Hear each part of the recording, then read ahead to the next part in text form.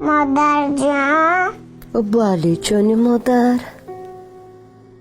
مرا از مغازه خریده، بله جانم. قیمت خریده. بله جان مادر، قیمت خریدم. پولتان کمی کرد، پولتان نرسید برای چی؟ که به من پدر نخریده.